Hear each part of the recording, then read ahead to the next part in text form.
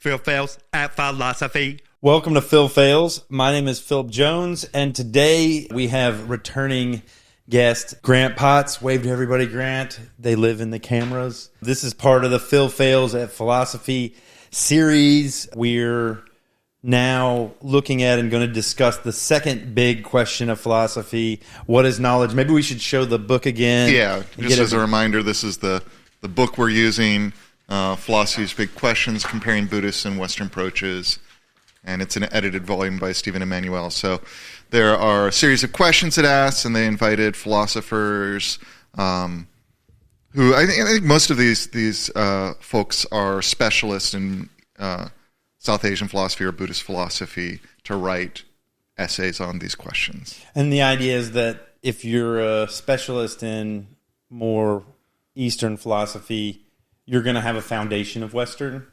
Yeah, if you're in a philosophy department, you're going to have that. Like it's that's like the basis of right. everything. I don't think there's a program in the United States where you could go, a philosophy program, and you could study on a graduate level philosophy in the Eastern tradition without also having a foundation in the Western tradition. Whereas the opposite is totally true. You can go study Western philosophy and have but that's just the provincialism of philosophy right now, and that's something I think people are actively trying to change. So. Yeah. That's part of the kind of white-centric or maybe Western-centric. Well, we are in the West. Yeah. So they're like, hey, you need to know about us first, and then the add-on is knowing about other people once you have a foundation of us. Yeah, and it's just the history of, academic traditions. They grew up in a Western context, so that's the framework they're operating from. And the work of deprovincializing that isn't something that happens overnight. Yeah, makes sense. That makes sense. There's a desire in me to make it provocative. I think there's a desire to me to deprovocatize everything. Yeah. I love that term, deprovocatize. Deprovocatize. Let's make it spicy, y'all. Oh, let's just chill it. That's funny. Fire and Ice. Philosophy's Fire and Ice. Phillip and Grant. That's funny. So I'll kick us off a little bit. This time I did things differently. I approached reading differently. Tell me about it. I will. I'll tell you. So the first thing I did was I kept a list of the characters involving this chapter, and then I researched them separately. Yeah, when you were messaging about it, I saw you were talking about looking up the folks, and I think that's totally. I do that too. You do? Yeah. Okay. So I don't do it as systematically as it sounds like you do, but and I talk to my students about this. Like, you have phones.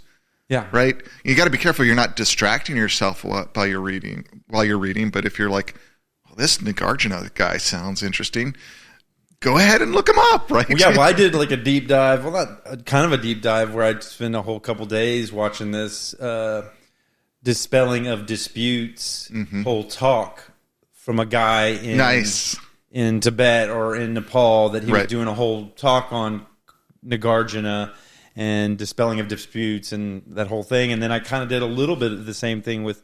So I'll just go through the names of the people, and then maybe you could add any thoughts you have on them and if I missed anybody.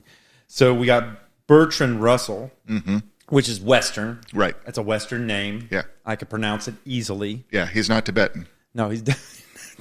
and what I found of him was he was kind of a rich British guy. Yeah. A really affluent... Like he was...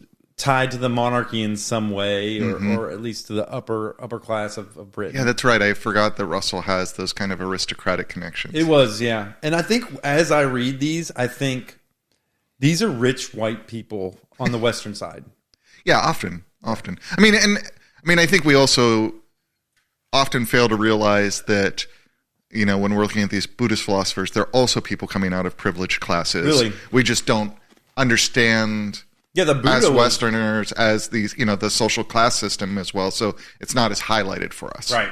But Siddhartha, the Buddha, he was royalty, right? Right. And he stepped away from that. Yeah. Yeah,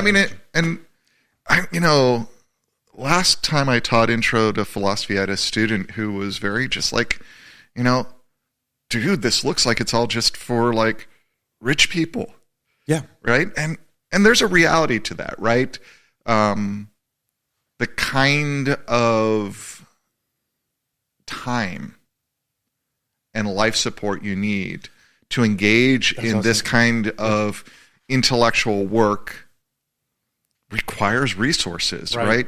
And that means that historically it is the province of wealthy classes, right? That is who gets to do philosophy. And that's true. I mean, you find exceptions, right? You find exceptions when you search through history of philosophers who came out of more modest backgrounds or even backgrounds of slavery. But they're often moving into privileged classes as they become philosophers. And that's true in ancient China, medieval China. That's true in South Asia. That's true in the Western context. And the reality is, it's a luxury. Yeah, on to some level. contemplate Right. is time that you're not working the soil or cleaning someone's house or working in the industry or in a factory or whatever, or even selling insurance. Right. To contemplate is essentially to sit somewhere and think. Right. Yeah, exactly. And I guess people can do that. You probably have philosophers that are in a more capitalistic endeavor that are sitting down and contemplating.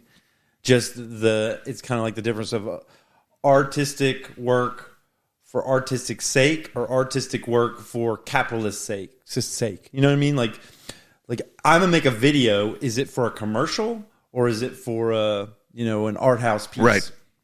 Yeah. Contemplation's required either way, right? Right. And people contemplate. People contemplate. They have to have the time, and I mean, you need to have the time to do the labor of the contemplation. But you also have to have, in terms of who we study and we remember. Like there might be great philosophers just in terms of the thoughts they've had that we don't know about because they didn't write anything down, right? So to be a writer, right, and so to be a part of a community, to be a part of a community that has the resources, in an ancient context, to get you access to paper. Paper. I need paper.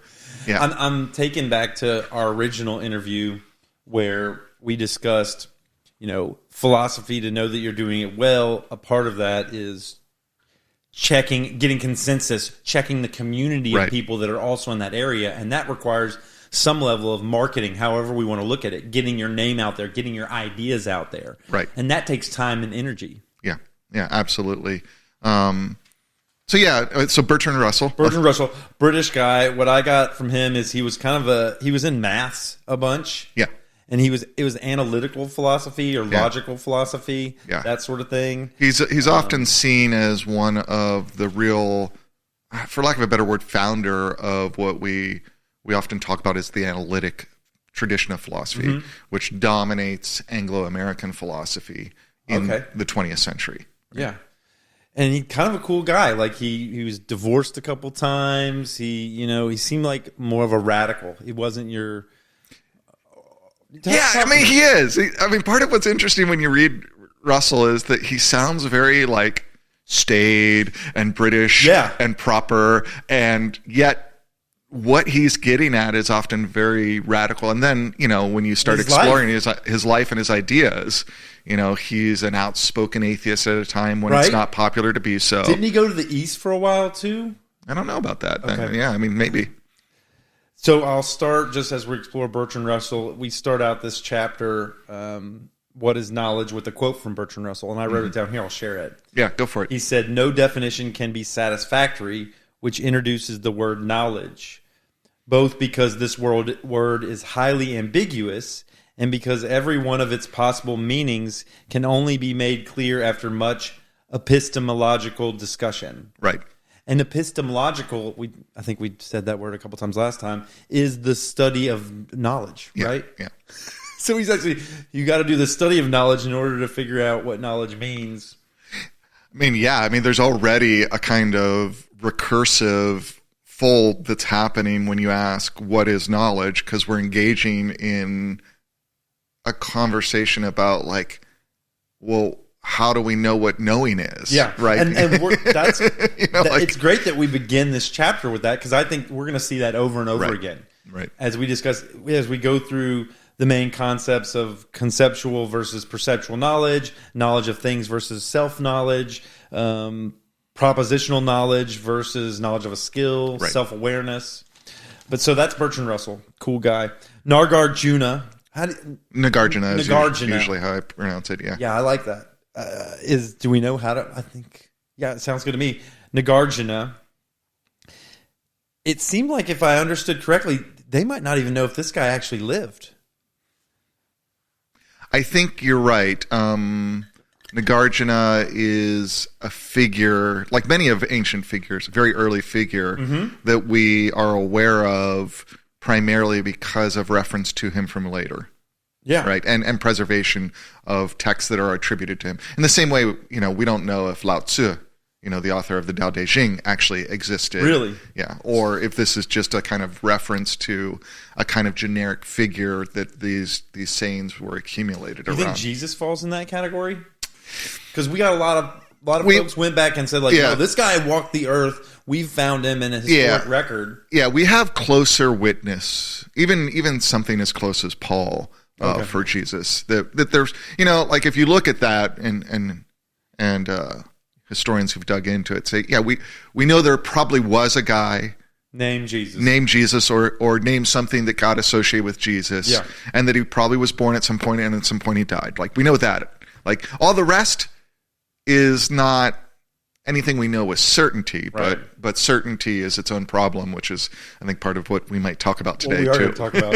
So Nagarjuna, he did that dispelling of disputes, was a big part of his thing.